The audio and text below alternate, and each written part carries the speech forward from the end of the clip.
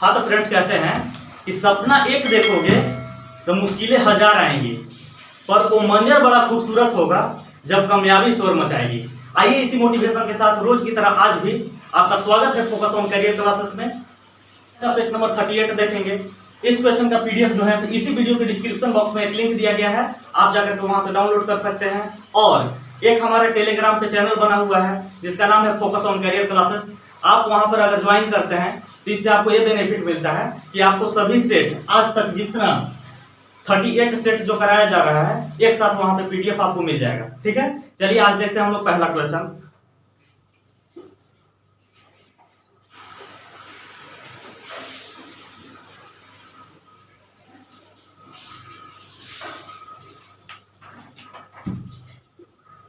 देखिए पहला क्वेश्चन है कि त्रिभुज एबीसी में डी और ई क्रमशः भुजाओं AB और AC पर बिंदु हैं। ठीक है, और DE समानांतर BC है और BC बराबर 8 सेंटीमीटर और DE बराबर 5 सेंटीमीटर दिया हुआ है।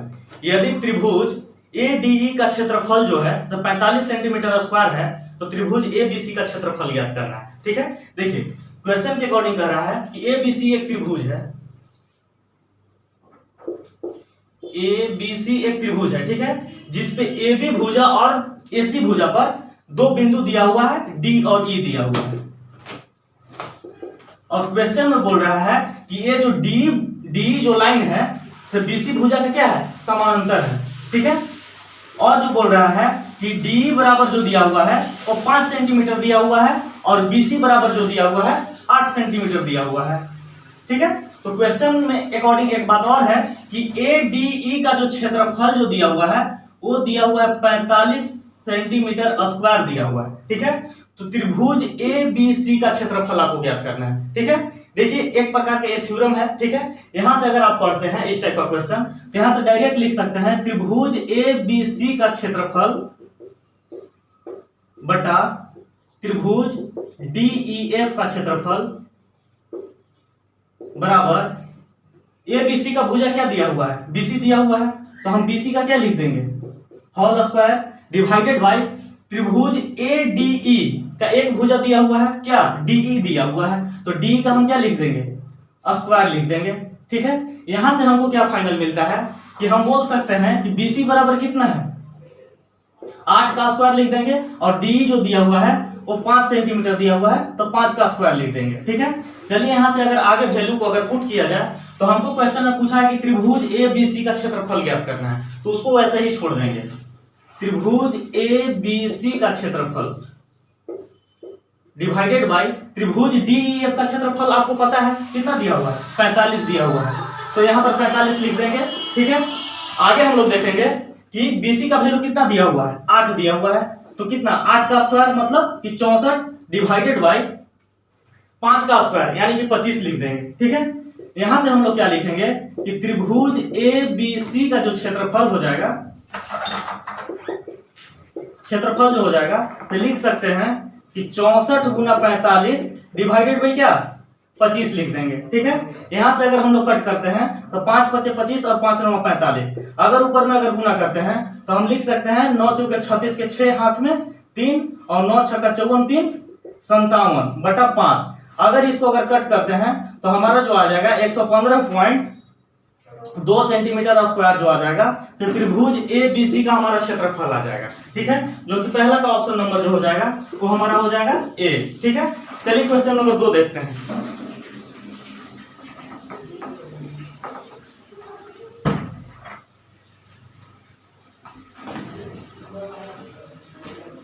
क्वेश्चन नंबर 2 बोल रहा है कि यदि दो संख्याओं का जो अनुपात है वो 4:7 है और उनके घन का जो योग है वो दिया हुआ है 4,07,000 है, तो बड़ी संख्या क्या होगी। ठीक है, चलिए देखते हैं। दो संख्या है, मान लीजिए कि पहली संख्या और दूसरी संख्या की बात कर रहा है। ठीक है, तो पहली संख्या को अनुपात जो दिया हुआ है वो 4 दिया हुआ है और 7 दिया हुआ है। यहां से अगर x के टर्म में लिखेंगे तो 4x और 7x लिख देंगे, लेकिन क्वेश्चन में बोल रहा है कि पहली संख्या का घन और दूसरी संख्या के घन का जो योग जो दिया हुआ है तो 4,07,000 दिया हुआ है। ठीक है, तो हम लिख देंगे यहाँ पे घन करेंगे तो 4 का अगर घन करेंगे तो कितना हो जाएगा, 4 चौके 16 चौके 64x स्क्वायर प्लस अगर 7 का अगर घन करेंगे तो 343 एक्स क्यूब हो जाएगा, क्योंकि यहाँ पे क्यूब कह रहा है इसलिए यहाँ पे क्यूब होगा। ठीक है, यहाँ से बोल रहा है कि 4,07,000, ठीक है, इतना दिया हुआ है। ठीक है, तो अगर 64 और अगर हम 343 को जोड़ेंगे तो कितना आ जाएगा, 407 एक्स क्यूब आ जाएगा, जो कि यहां से लिख सकते हैं। अगर 407 से 407 कैंसिल करेंगे तो 1 बचेगा। ठीक है, यानी कि एक्स क्यूब बराबर हम लिखेंगे 1 पर 3 जीरो। ठीक है, जब अगर इसका अगर रूट अगर करनी में अगर 3 करके अगर निकालेंगे तो हमारा यहाँ से x का वैल्यू आ जाएगा, वो हमारा 10 आ जाएगा। तो अकॉर्डिंग टू क्वेश्चन बोल रहा है कि बड़ा संख्या ज्ञात करना है। ठीक है, तो बड़ी संख्या की अगर बात करें तो 4 और 7 में कंपेयर करेंगे तो 7 हमारा बड़ा होगा, इसलिए 7x का वैल्यू क्या हो जाएगा, 7 गुना 10 यानी कि 70। ठीक है, अगर छोटी संख्या अगर पूछता क्वेश्चन में तो हम लिख देते क्या, 4x को 4 गुना 10 यानी कि क्या हो जाता, 40 हो जाता। ठीक है, जो कि इस प्रकार से इस क्वेश्चन का जो ऑप्शन हो जाएगा वो हमारा बी हो जाएगा 70। चलिए क्वेश्चन नंबर 3 देखिए।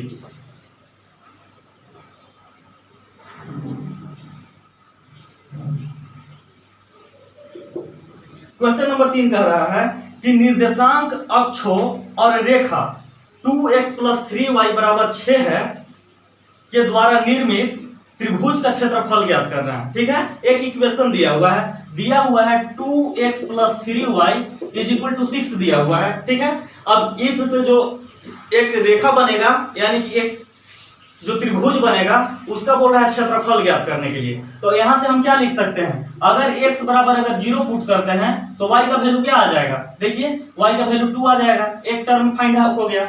अगर यहाँ अगर x और y की बात करें तो y बराबर अगर 0 पुट कर देंगे तो x बराबर क्या आ जाएगा, मेरा 3 आ जाएगा। ठीक है, अब यहां से चलिए हम एक त्रिभुज का निर्माण करते हैं। ठीक है, तो क्या करेंगे, यहां से ऐसा करेंगे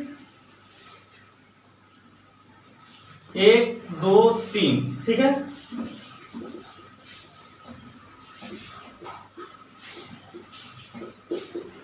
इसको y बोल देंगे, इसको x बोल देंगे, इसको x डैश बोल देंगे, इसको y डैश बोलेंगे। ठीक है,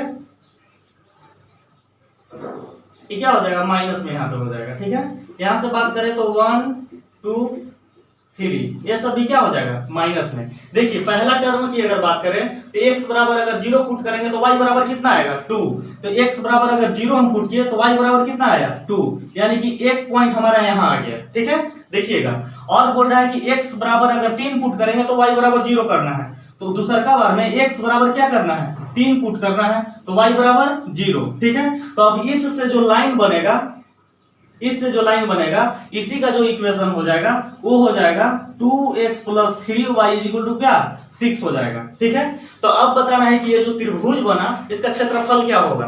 तो आप ध्यान से देखिएगा तो आपको पता चलेगा कि यहाँ 90 डिग्री का कोण बना रहा है। ठीक है, तो एक समकोण त्रिभुज का क्षेत्रफल क्या होता है,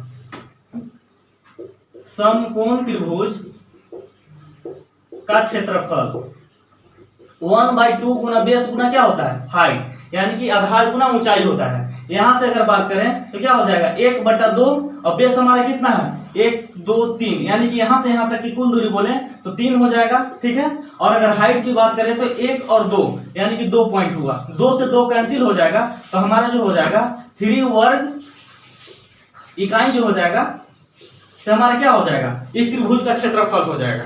तो आप बोलिएगा कि सर एग्जाम में इतना हम लेट से बनाएंगे तो ऑप्शन कैसे टिक करेंगे।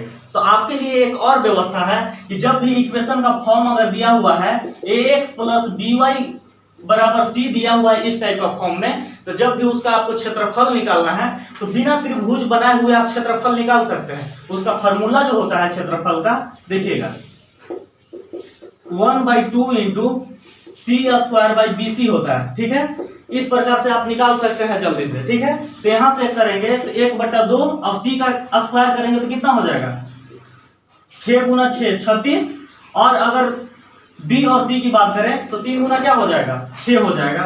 6 से 6 अगर कैंसिल कीजिएगा तो 6 बार में और कितना यहाँ कट जाएगा 3 बार में, यानी कि बोल सकते हैं कि 3 वर्ग इकाई जो है तो हमारे यहाँ से भी क्षेत्रफल आ गया। तो आप जैसे चाहे वैसे बना सकते हैं, लेकिन हमारा एक ही उद्देश्य रहेगा कि जल्दी क्वेश्चन को सोल्व करना है। ठीक है, जो कि 3 का ऑप्शन नंबर जो हो जाएगा हमारा बी हो जाएगा। चलिए क्वेश्चन नंबर 4 देखिए।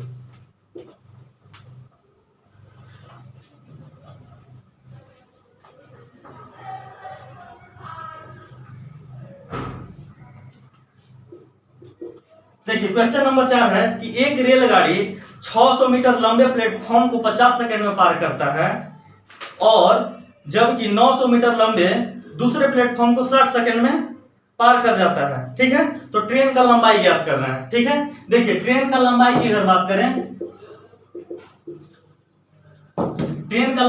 बात करें तो मान लीजिए कि एल इसका लंबाई है। ठीक है, तो बोल रहा है पहला टर्म में कि 600 मीटर लंबे पुल को पार करता है, प्लेटफॉर्म को पार करता है, तो ट्रेन का लंबाई एल था प्लस 600 कर दीजिए। ठीक है, इसी को कितना समय में, 50 सेकेंड में, तो अगर 50 से डिवाइड कर देंगे तो हमारा क्या निकल जाएगा, स्पीड निकल जाएगा। और ट्रेन का स्पीड जब पहला प्लेटफॉर्म को पार कर रहा था और दूसरा प्लेटफॉर्म को पार कर रहा था तो वहां पे स्पीड उसका क्या था, बराबर था। तो यहां से बोल सकते हैं कि स्पीड बराबर हो जाएगा। और दूसरा का टर्म में बोल रहा है कि एल प्लस दूसरा का प्लेटफॉर्म का कितना लंबाई दिया हुआ है, वो दिया हुआ है 900 मीटर, तो हम यहाँ से लिख देंगे 900 मीटर डिवाइडेड बाई 60 सेकेंड। ठीक है, यहाँ से अगर कीजिएगा तो 1 0 कैंसिल हो जाएगा। अगर तिरछा अगर आप मल्टीप्लाई कीजिएगा तो 6L plus 3600 is equal to 5L plus 9 × 4500 हम लिख देंगे। ठीक है, अगर 6L में से इस 5L को घटा दीजिएगा तो L आ जाएगा और 4500 में से अगर 3600 को घटा दीजिएगा तो आपका ट्रेन का जो लेंथ आ जाएगा वो 900 मीटर आ जाएगा। ठीक है, जो कि 4 का ऑप्शन नंबर जो हो जाएगा हमारा ए हो जाएगा। चलिए क्वेश्चन नंबर 5 देखिए।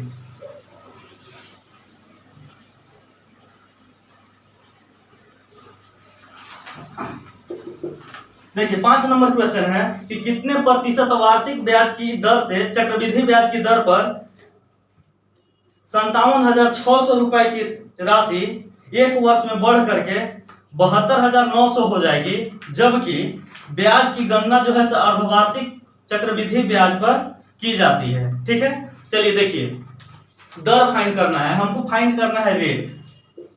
हमारा दिया हुआ है प्रिंसिपल दिया हुआ है, कितना दिया हुआ है 57,600 दिया हुआ है। जो अमाउंट की बात करें यानी मिश्र धन जो बोले वो दिया हुआ है 72,900 दिया हुआ है। तो हम यहाँ से प्रिंसिपल और अमाउंट का अगर रेशियो की अगर बात करें तो हम यहाँ से लिख सकते हैं कि 57,600 अनुपात कितना 72,900 था ना, तो 72,900। ठीक है, 72,900 और अर्धवार्षिक बोल रहा है, तो जो हमारा एन का वैल्यू रहा होगा कितना रहा होगा, स्क्वायर रहा होगा, यानी दर जब भी हुआ होगा तो क्या हुआ होगा, स्क्वायर रहा होगा। ठीक है, स्क्वायर में टर्म में गया होगा।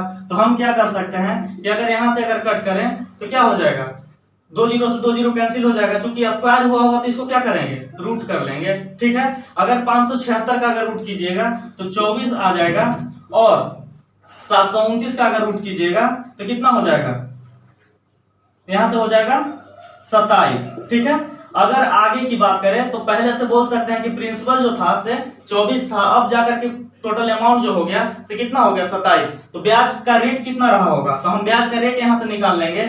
3 बढ़ा है तो हम 3/24 लिखेंगे और इसी को परसेंटेज ज्ञात कर लेंगे। ठीक है, तो अब बताइए 3 से कटेंगे तो 8 बार में, 8 से अगर कट करेंगे तो 12.5% जो आ गया रेट हमारा जो आ गया 12.5%। ये क्या आया, अर्धवार्षिक आया, क्योंकि अर्धवार्षिक गणना हो रहा था। तो यहां से लिख देंगे अर्धवार्षिक। ठीक है, अब बताइए कि आधा साल में यानी 6 महीना में 12.5% का अगर रेट लग रहा है तो अगर वार्षिक अगर पूछे तो 12.5 गुना 2 कर देंगे यानी 25%। तो हमारा जो फाइनल रेट जो आ गया वो कितना आ गया, यहां से बोल सकते हैं कि रेट जो आ गया वो 25% वार्षिक, यही हमारा रेट आ गया, जो कि 5 का ऑप्शन नंबर जो होगा वो हमारा हो जाएगा डी।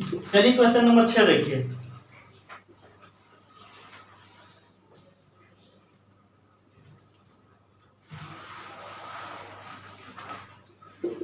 क्वेश्चन नंबर 6 बोल रहा है कि यदि 825 को 1/3 अनुपात 4/9 अनुपात और 3/4 के अनुपात में 3 भागों में बांटा जाता है तो पहला भाग कितना होगा।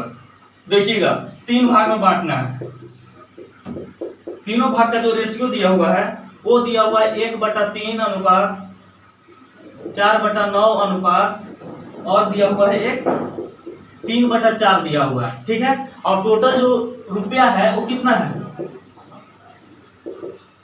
825 है। देखिएगा जब भी फ्रैक्शन में दिया हुआ होता है तो क्या करते हैं हम, फ्रैक्शन से होल नंबर में चेंज करने के लिए, पूर्ण संख्या में चेंज करने के लिए क्या करते हैं, नीचे वाला संख्या का एलसीएम लेते हैं। तो एलसीएम अगर लेंगे तो कितना आ जाएगा 36, और 36 से सब में क्या करना है, मल्टीप्लाई कर देना है। ठीक है, अब 36 से मल्टीप्लाई कीजिएगा तो यहाँ आ जाएगा 12, 9 चुके 36 और 4 9 36, यानी कि टोटल जो हमारा फर्स्ट, पहला संख्या, दूसरा संख्या, तीसरा संख्या का जो अनुपात हो जाएगा वो क्या हो जाएगा, 12:16:9 अनुपात हो जाएगा। अगर इसको x के टर्म में लिख दें तो इतना लिख देंगे, और इसी का कुल योग कितना है 825 है। तो यहाँ से हम लिख सकते हैं कि कितना हो जाएगा, 16 और 12 करेंगे तो 28 हो जाएगा, और 28 और 27 अगर करेंगे तो कितना हो जाएगा 55। x बराबर हम लिख सकते हैं कितना 825 लिख देंगे। तो यहाँ से x बराबर की अगर बात करें तो 825 बटा अगर 55 कर दें तो कितना बार में कट जाएगा,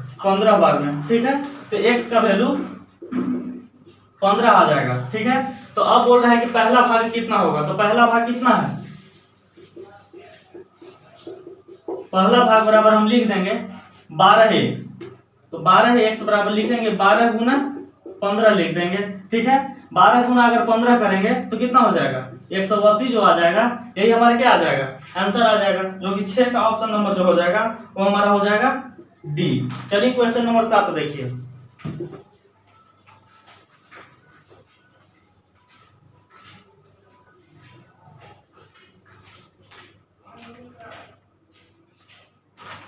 क्वेश्चन नंबर 7 है कि 3 बर्तनों में क्रमशः 204, 136 और 119 लीटर पानी भरा हुआ है। उस छोटे बर्तन का अधिकतम धारिता ज्ञात कीजिए, यानी आयतन ज्ञात कीजिए, जिसमें सभी बर्तनों के पानी को निश्चित बार में पूर्णतः मापा जा सके। ठीक है, देखिए क्वेश्चन नंबर 7 है। ठीक है, यहाँ पे बोल रहा है कि 204 लीटर का है, एक में भरा हुआ 136 लीटर, और बोल रहा है 119 दिया हुआ है। ठीक है, तो इस टाइप का जब भी क्वेश्चन अगर बोलता है तो आपको कुछ नहीं, डायरेक्ट HCF निकाल लेना है। HCF निकाल लेना है। अगर 204, 36 और 119 का अगर HCF अगर आप निकालते हैं तो आपका आ जाएगा 17 लीटर। यही हमारा आंसर हो जाएगा। यानी कि बोल सकते हैं कि 17 लीटर वाला डब्बा से अगर हम नापते हैं, जिस डब्बा में 204 लीटर, 136 लीटर और 119 लीटर भरा हुआ है, उसको पूर्णतः बार में मापा जा सकता है। ठीक है, तो हम यहां से बोल सकते हैं कि 7 का ऑप्शन नंबर हमारा बी हो जाएगा। चलिए क्वेश्चन नंबर 8 देखिए।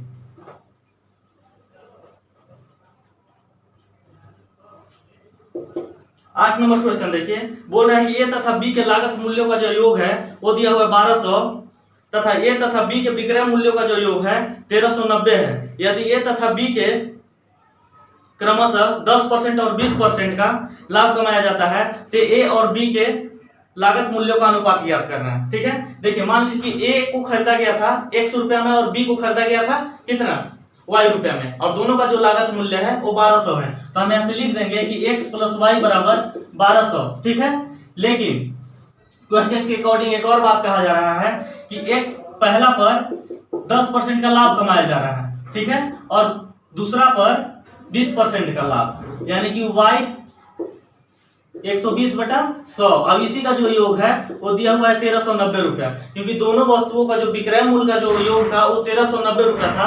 तो यहाँ से हम लिख सकते हैं कि 1 0 से 1 0 कट कर देंगे, 1 0 से 1 0 कट कर देंगे।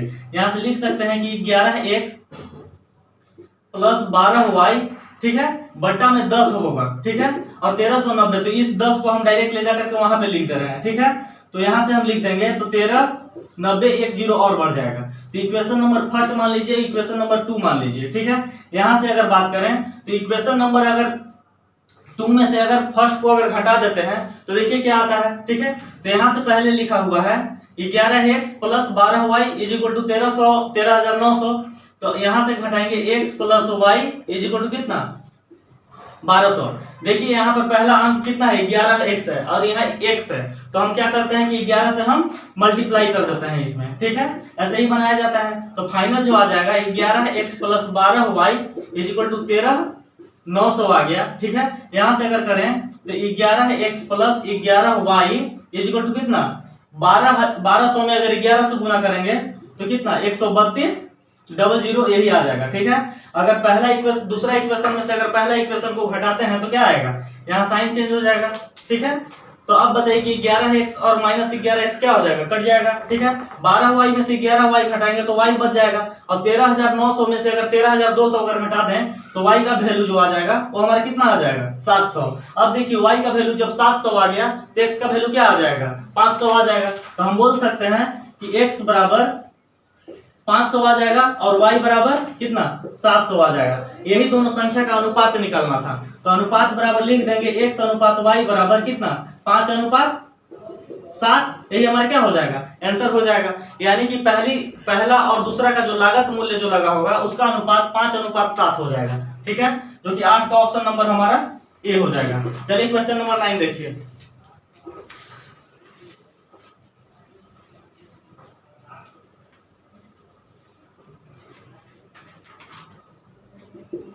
देखिए क्वेश्चन नंबर 9 है कि 2 पुरुष और 3 लड़कों का एक कार्य को 18 दिन में पूरा कर सकते हैं, जबकि 3 पुरुष और 2 लड़के उसी कार्य को 15 दिन में पूरा कर सकते हैं। तो 4 पुरुष और 6 लड़के मिलकर उस कार्य को कितने दिन में पूरा करेंगे। देखिएगा क्वेश्चन में बोल रहा है कि 2 पुरुष यानी 2 मैन प्लस 3 बॉय, ये जो है से मिल करके जो काम करते हैं वो कितना करते हैं, 18 दिन में करते हैं। तो हम बोल सकते हैं और कि जबकि 3 पुरुष और 2 लड़के, ठीक है, तो 3 पुरुष प्लस 2 लड़का जो है इन लोग मिलकर के करता है वो कितना दिन में, 15 दिन में करता है। ठीक है, तो अब यहां से क्या निकल जाएगा कि पुरुष और लड़का का क्या निकल जाएगा, अनुपात निकल जाएगा। तब आगे जाकर के हम क्वेश्चन को सोल्व करेंगे। अगर यहां से करें तो 18 दूना 36 m प्लस 18 दिया 54 बॉय इज इक्वल टू लिख देंगे 15 दिया 45 m प्लस 30 बॉय। ठीक है, अगर यहाँ से 36 में से अगर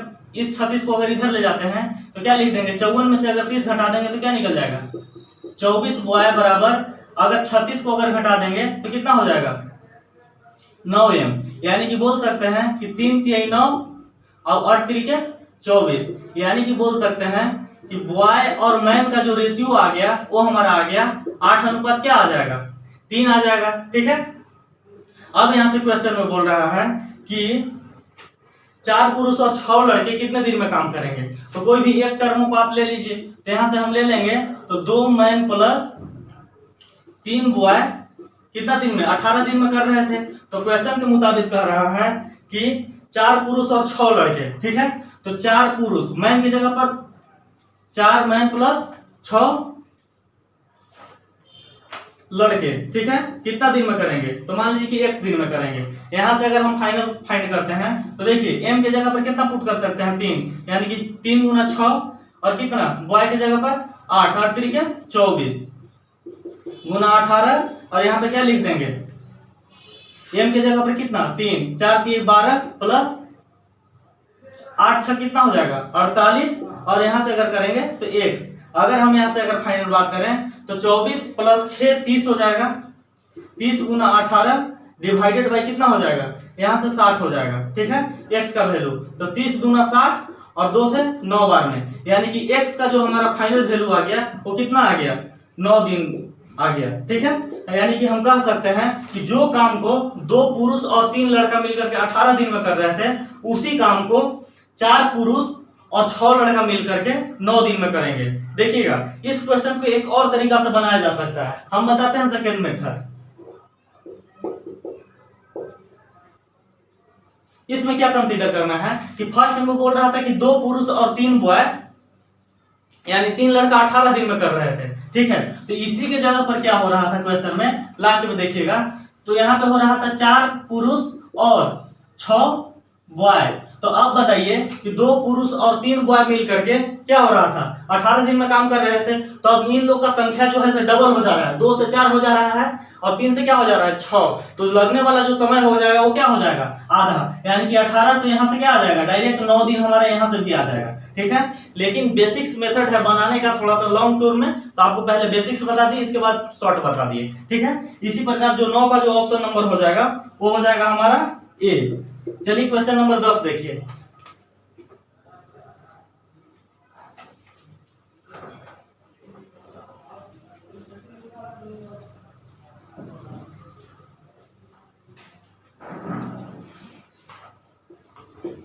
क्वेश्चन नंबर 10 बोल रहा है कि ए बी और सी तीन धनात्मक संख्या इस प्रकार है कि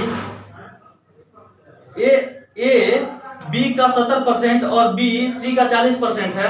यदि तीनों संख्याओं का योग 336 है तो ए बी और सी का योग ज्ञात करना है। ठीक है, चलिए देखिए, बोल रहा है कि ए जो है वो बी का 70% है, तो 70/100 लिख देंगे। तो यहां से हमारा क्या आ जाएगा कि ए अनुपात बी बराबर, अगर बात करें बी को अगर यहां ले लेंगे तो कितना हो जाएगा, 7:10 हो जाएगा। ठीक है, और क्वेश्चन में बोल रहा है कि b जो है सी का 40% है, यहां से लिख देंगे b जो है से कितना, c का 40%, तो 40/100 लिख देंगे। ठीक है, यहां से 20 दूना 40 तो 20 बचे 100, यानी कि b अनुपात c जो हमारा आ जाएगा वो कितना आ जाएगा, 2:5 आ जाएगा। ठीक है, अब देखिए कि हम क्या ए बी सी के टर्म में लिख सकते हैं, एकदम लिख सकते हैं। b यहाँ 10 यूनिट है, b यहाँ कितना है 2 यूनिट है, तो इसको हम 10 बना देंगे, तो 5 से मल्टीप्लाई कर देंगे, यानी कि यहाँ जो हमारा आ गया तो 10 और 5 बचे कितना 25, यानी कि हम बोल सकते हैं कि ए अनुपात बी अनुपात सी जो आ जाएगा वो हमारा आ जाएगा 7:10:25 आ जाएगा। ठीक है, और जो तीनों का जो योग दिया हुआ है कितना दिया हुआ है 336,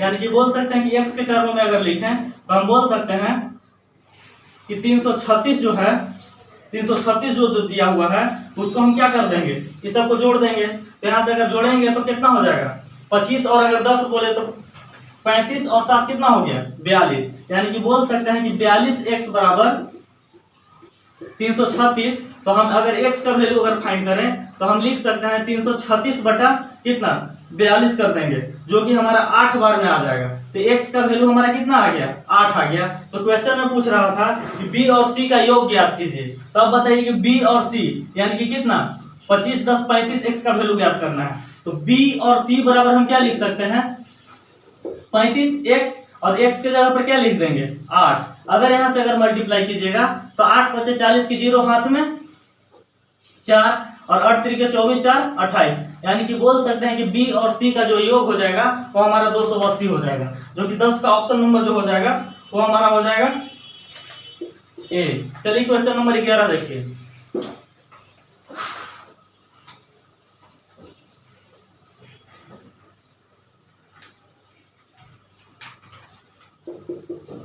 क्वेश्चन नंबर 11 है कि 100 मीटर लंबी एक रेलगाड़ी 64 किलोमीटर की चाल से चल रही है। रेलगाड़ी द्वारा उसके विपरीत दिशा में 8 किलोमीटर पर घंटा के चाल से दौड़ रहे व्यक्ति को पार करने में कितना समय लगेगा। ठीक है, इस टाइप के क्वेश्चन में एक चीज ध्यान देना रहता है कि ट्रेन का जो स्पीड जो दिया हुआ है वो दिया हुआ है 64 किलोमीटर पर घंटा। ट्रेन इस साइड से जा रही थी और ए साइड से कोई व्यक्ति है से क्या कर रहा है दौड़ते हुआ आ रहा था। तो व्यक्ति का जो स्पीड है, व्यक्ति का जो चाल है वो कितना दिया हुआ है 8 किलोमीटर पर घंटा। ठीक है, तो हम यहाँ से बोल देंगे कि क्या दोनों का जब स्पीड है, जब एक ही दिशा में मान लीजिए कि उधर जो जा रहा है इस साइड जा रहा है ट्रेन 64 किलोमीटर पर घंटा के स्पीड से, और विपरीत दिशा से आ रहा है 8 किलोमीटर पर घंटा के स्पीड से कोई व्यक्ति, तो दोनों का जो कोरिलेटिव स्पीड हो जाएगा,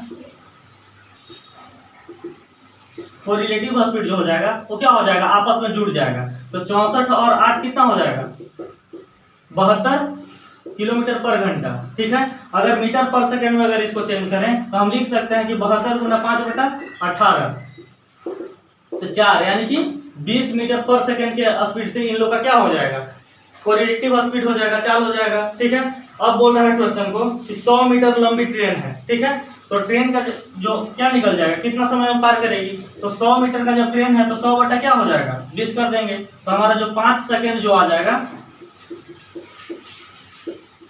यही हमारा समय आ जाएगा। ठीक है, जो कि 11 का ऑप्शन नंबर जो हो जाएगा हमारा बी हो जाएगा। चलिए क्वेश्चन नंबर 12 देखिए।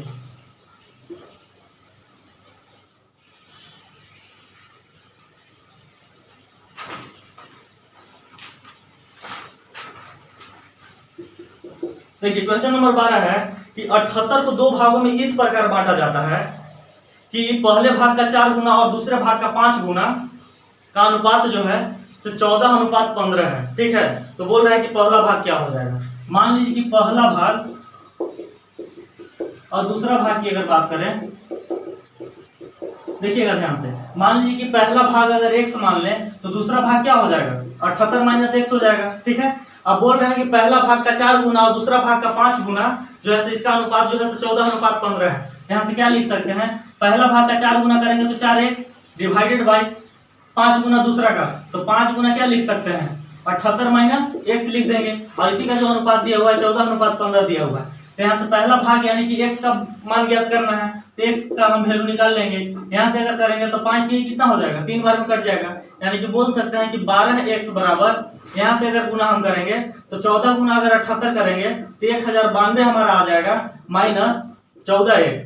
अब बताइए कि 14 और 12 को अगर जोड़ेंगे ला करके उस 14 को, तो यहाँ 26x हो जाएगा, 26x बराबर 1092। ठीक है, अगर x बराबर की अगर बात करें तो हम लिख सकते हैं यहाँ 1092 डिवाइडेड बाई 26, और 26 से इसको कट कर देंगे तो 42 बार में आ जाएगा, यानी x का जो वैल्यू आ गया वो हमारा कितना आ गया 42 आ गया। ठीक है, तो अब क्वेश्चन में पूछ रहा था कि पहला भाग, और पहला भाग हमारा x था, तो पहला भाग आ जाएगा हमारा 42। ठीक है, जो कि 12 का ऑप्शन नंबर जो हो जाएगा हमारा ए हो जाएगा। चलिए क्वेश्चन नंबर 13 देखिए।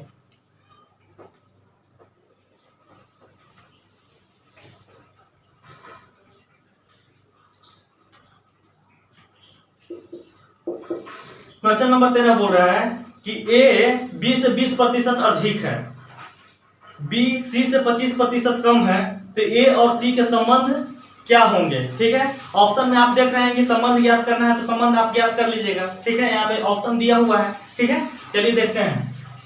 बोल रहा है कि ए जो है तो बी से 20% अधिक है, तो हम ए जो है तो बी से 20% अधिक है, तो मान लीजिए कि 20 100 है, तो ये कितना हो जाएगा 120। अगर इसको अगर कट करें तो कितना हो जाएगा 6:5 आ जाएगा ए और बी का रेशियो। ठीक है, अगर बात करें तो बोल रहा है कि बी जो है सी से 25% कम है, बी जो है सी से 25% कम है, तो ये 75 हो जाएगा, क्या हो जाएगा 100। अगर यहाँ से करें तो 25 या 75 और 25 चौका 100, यानी कि बी सी का जो अनुपात आ जाएगा 3:4 आ जाएगा। अब देखिए कि हम लिख सकते हैं ए अनुपात बी अनुपात सी। देखिए यहाँ पर बी जो टर्म है वो कितना दिया हुआ है 5 यूनिट दिया हुआ है, यहाँ बी है 3 यूनिट दिया हुआ है, तो दोनों को बराबर करने के लिए क्या करेंगे एलसीएम ले लेंगे। एलसीएम ले लेंगे तो कितना आएगा 15 आएगा, और 15 इसको पुराने के लिए क्या 3 से मल्टीप्लाई करेंगे, और इसको 15 पुराने के लिए 5 से मल्टीप्लाई करेंगे। अगर यहाँ से अगर फाइनल रेशियो की बात करें तो 6 कितना हो जाएगा 18 और 5 15। यहाँ से देखिए 5 15 और कितना 5 20। अब देखिए यहाँ बी बराबर हो गया, तो हम क्या लिख सकते हैं कि ए अनुपात बी अनुपात सी बराबर 18:15 अनुपात क्या लिख देंगे 20 लिख देंगे। ठीक है, अब क्वेश्चन में बोल रहा है कि ए और सी के संबंध को बताना है। ठीक है, तो हम यहाँ से लिख सकते हैं, ध्यान दीजिएगा, यही ध्यान देने वाली बात है। ए बटा सी बराबर हम लिख सकते हैं क्या, ए का 18 दिया हुआ है, सी का कितना दिया हुआ है 20 दिया हुआ है। यहाँ से अगर करेंगे तो 9/10 लिख सकते हैं, और क्या लिख सकते हैं देखिएगा कि ए बटा सी बराबर हम क्या लिख सकते हैं 9 में अगर 10 से भाग कर देंगे तो 0.9 आ जाएगा। तो अब अगर इस सी को अगर इधर मल्टीप्लाई कर देंगे तो हमारा जो फाइनल आंसर आ जाएगा वो ए बराबर 0.9 सी, यही हमारा क्या हो जाएगा आंसर हो जाएगा, जो कि अगर आंसर देखिएगा तो 13 का ऑप्शन नंबर हमारा ए हो जाएगा। ठीक है, चलिए क्वेश्चन नंबर 14 देखिए।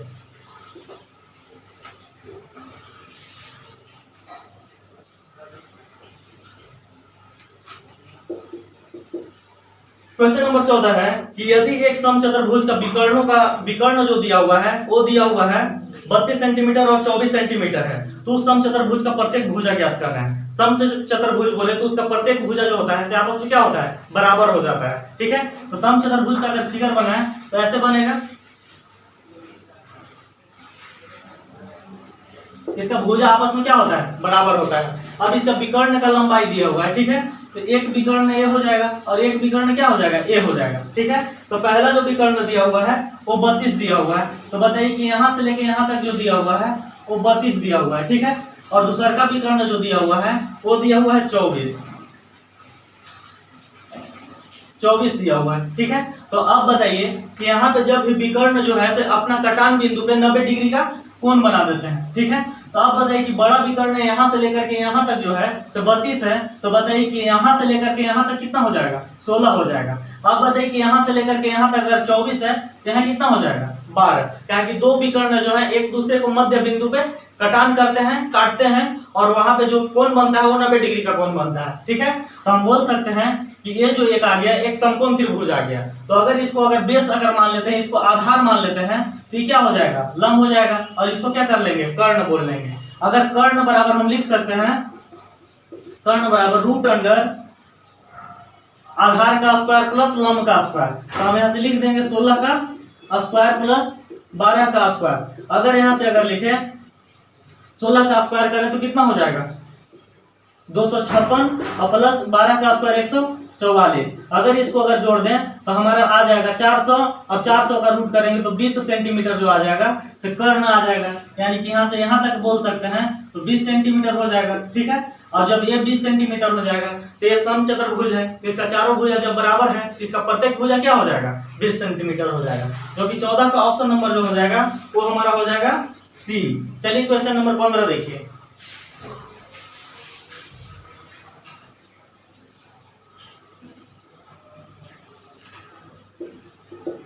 15 नंबर क्वेश्चन कह रहा है कि 6 पेंसिल का मूल्य जो है 30 रुपया है, और 12 कलम का जो मूल्य है वो 120 रुपया है। ठीक है, तो बताना है कि 50 पेंसिल और 50 कलम का मूल्य का औसत क्या होगा। ठीक है, तो बताइए कि 6 पेंसिल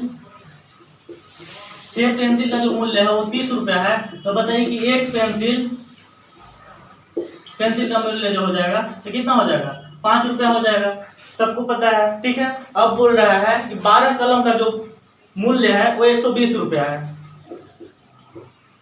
12 कलम का जो मूल्य है वो 120 रुपया है, तो बताइए यहाँ से एक कलम बराबर क्या हो जाएगा, 10 रुपया हो जाएगा। तो अकॉर्डिंग टू क्वेश्चन बोल रहा है कि 50 कलम और 50 पेंसिल का मूल्य का औसत क्या हो जाएगा। ठीक है, तो अगर 50 कलम की अगर बात करें, 50 कलम का कुल मूल्य प्लस 50 पेंसिल का कुल मूल्य की अगर बात करें और दोनों को जोड़ करके तो वस्तु की संख्या कितना हो जा रहा है, 50 50 100। तो औसत निकालने के लिए हम 100 से भाग दे देंगे तो हमारा क्या निकल जाएगा, औसत निकल जाएगा। ठीक है, तो 50 कलम, एक कलम का दाम जो है 10 रुपया है, तो 50 कलम का दाम कितना हो जाएगा, 500 रुपया हो जाएगा। तो देखिए 500। ठीक है, अब बताइए कि एक पेंसिल का दाम अगर 5 रुपया है तो 50 पेंसिल का दाम कितना हो जाएगा, 250 रुपया हो जाएगा। ठीक है, तो 250 बटा क्या हो जाएगा, 100। यहाँ से अगर करेंगे तो 50 अगर 250, 500 और अगर 250 को अगर जोड़ देते हैं तो 750 आ जाएगा, और इसी में अगर 100 से भाग दे देंगे तो हमारा जो आ जाएगा 7.5 रुपया जो है इसका औसत मूल्य हो जाएगा। ठीक है, जो कि 15 का ऑप्शन नंबर जो हो जाएगा वो हमारा बी हो जाएगा। चलिए क्वेश्चन नंबर 16 देखिए।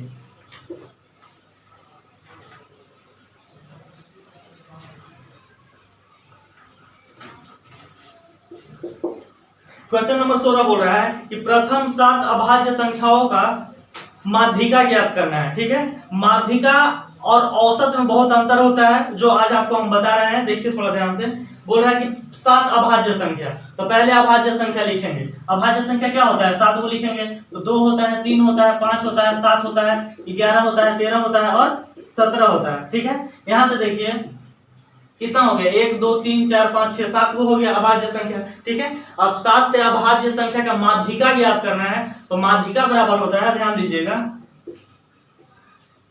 माध्यिका बराबर होता है n + 1 बटा 2 वहां पद। ठीक है, ठीक है, तो क्वेश्चन के अकॉर्डिंग यहाँ से 7 संख्या तो हम यहाँ से लिख देंगे 7 + 1 बटा 2 यानी कि 4, यानी कि हम बोल सकते हैं कि चौथा पद जो हो जाएगा, चौथा पद हो जाएगा, यही हमारा आंसर हो जाएगा। चूंकि यहाँ अभाज्य संख्या 7 बोल रहा था, यहाँ से देखिएगा तो असेंडिंग ऑर्डर में दिया हुआ है, यानी आरोही क्रम में दिया हुआ है, बढ़ते क्रम में दिया हुआ है, तब जाकर के हम चौथा पद को लिख देंगे। लेकिन यही अगर मिक्स करके अगर कोई दूसरा जगह से आपको अगर माध्यिका ज्ञात करना होता और सभी संख्या को, बड़ा को छोटा के जगह पर, छोटा को बड़ा के जगह पर, मतलब मिक्स करके रखा हुआ रहता, लिखा हुआ रहता, तो उसको हम असेंडिंग ऑर्डर में पहले सजाते, यानी कि बढ़ते क्रम में, यानी कि आरोही क्रम में उसको हम सजाते हैं। इसके बाद क्या करते हैं कि जितना टोटल संख्या है उसका बीचों बीच वाला जो संख्या होता है उसी को माध्यिका कहते हैं। माध्यिका मतलब क्या, जो बीचों बीच आए। तो यहाँ से हमारा जो चौथा पद आ जाएगा वही हमारा क्या आ जाएगा, यही हमारा माध्यिका आ जाएगा। माध्यिका आ जाएगा। ठीक है, यानी कि बोल सकते हैं कि 3 पद इधर हो गया और 3 पद इधर हो गया, और जो बीच में बचा उसी को हम माध्यिका बोल देंगे। ठीक है, लेकिन आपको बोला जाए कि अगर 200 संख्या का माध्यिका ज्ञात करना है, ठीक है, तो 200 संख्या का अगर माध्यिका ज्ञात करना है तो यहाँ पे आपको तुरंत निकालना होगा 52वां वर्ड, 52वां क्या निकालना होगा, 52वां संख्या निकालना होगा। तो 52वां संख्या डायरेक्ट वहां से हम निकाल लेंगे। ठीक है, जस्ट उसी पर जैसे यहाँ से जो ऑप्शन का जो आंसर हो जाएगा वो क्या हो जाएगा, 16 का जो हो जाएगा हमारा 16 का ऑप्शन ए हो जाएगा। चलिए क्वेश्चन नंबर 17 देखिए।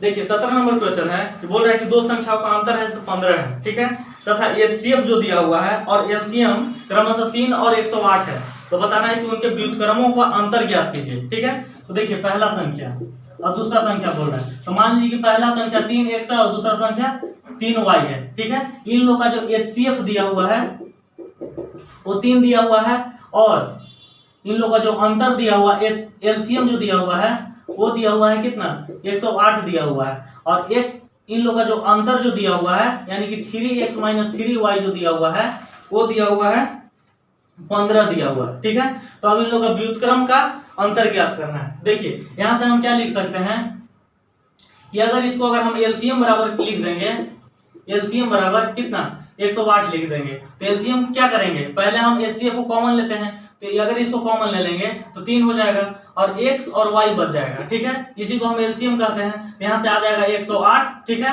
यानी कि हम बोल देंगे कि एक्स वाई बराबर जो आ गया हमारा कितना आ गया, 36 आ गया। ठीक है, अब बोल रहा है क्वेश्चन में कि यहाँ से हम बोल सकते हैं कि अगर x - 3y बराबर अगर 15 दिया हुआ है, तो अगर 3 को कॉमन ले लेंगे तो x - y बराबर हम क्या लिख सकते हैं, 15/3 लिख देंगे। ठीक है, तो 15/3 लिखेंगे तो 5 आ जाएगा, यानी कि बोल सकते हैं कि x - y का जो वैल्यू आ जाएगा वो हमारा आ जाएगा कितना, 5 आ जाएगा। ठीक है, अब देखिए इन लोग का व्युत्क्रम का अंतर ज्ञात करना है, तो व्युत्क्रम अगर इसको उलट देंगे, व्युत्क्रम मतलब उल्टा होता है। ठीक है, तो उलटेंगे तो क्या हो जाएगा, 1/3y - 1/3x ज्ञात करना है। अगर इसका एलसीएम ले लेंगे तो 3xy हो जाएगा। ठीक है, अब 3xy अगर यहाँ से एलसीएम हो जाएगा तो अब बताइए कि यहाँ से अगर करेंगे तो x - y ऊपर हो जाएगा।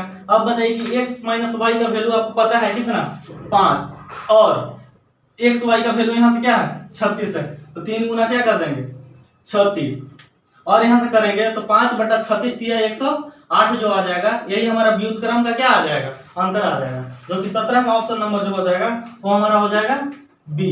चलिए क्वेश्चन नंबर 18 देखिए।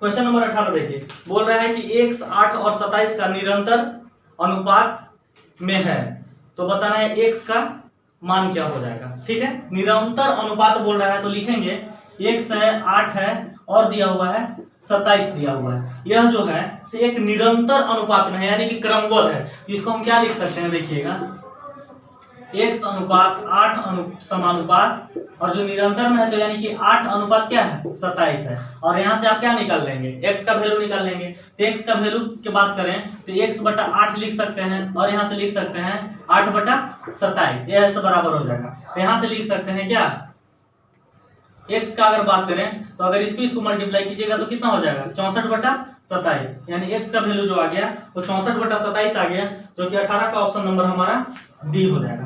चलिए क्वेश्चन नंबर 19 देखते हैं।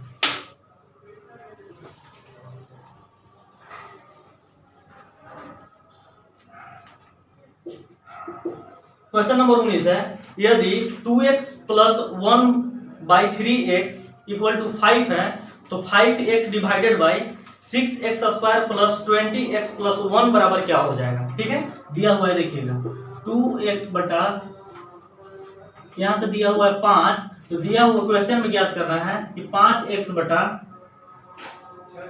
6x² + 20x + 1 का इसी का वैल्यू ज्ञात करना है। ठीक है, देखिए इस टाइप का क्वेश्चन को क्या करते हैं कि चलिए इसको अगर एक स्टेप आगे करते हैं, इसका क्या हो जाएगा, 6x² + 1 डिवाइडेड बाई 3x बराबर क्या लिख देंगे, 5। अगर यहाँ से अगर बात करें तो 6x² + 1 बराबर 5 के क्या हो जाएगा 15x आ जाएगा। ठीक है, इस टर्म को ध्यान दीजिएगा। अगर इसमें अगर बात करें हम तो यहाँ से लिख सकते हैं क्या, इस टर्म को देखिए, ऊपर में 5x है तो 5x उसे ही छोड़ देंगे। ठीक है, और नीचे में दे रहा है 6x स्क्वायर और 1 को देखिए, यहाँ से लिख सकते हैं कि 6x स्क्वायर प्लस 1 बराबर क्या लिख सकते हैं 15 है, तो 15x लिख देंगे और पहले से क्या बच जाएगा 20x बच जाएगा। यहाँ से ज्ञात करेंगे तो 5x और 20x और 15x कितना हो जाएगा 35x हो जाएगा। यहाँ से लिख देंगे बटा में 35x, x कैंसिल हो जाएगा और 5 से 7 बार में, यानी कि जो हमारा आंसर आ गया वो क्या आ गया 1/7। ठीक है, जो हमारा 19 का ऑप्शन नंबर जो हो जाएगा हमारा डी हो जाएगा। चलिए क्वेश्चन नंबर 20 देखिए।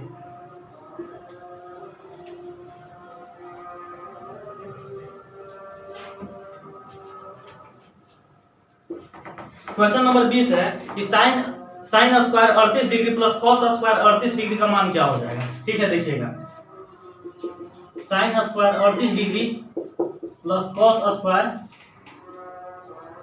38 डिग्री बराबर क्या होगा। ठीक है, आप यहां से क्या जानते होंगे, एकदम सस्ता क्वेश्चन है कि sine square theta plus cos square theta बराबर क्या होता है 1। अगर थीटा बोले तो थीटा कुछ भी हो सकता है, ए बी सी कुछ भी थीटा होगा, तो हम यहां से डायरेक्ट फार्मूला लिख सकते हैं क्या, sine square theta plus cos square theta बराबर 1।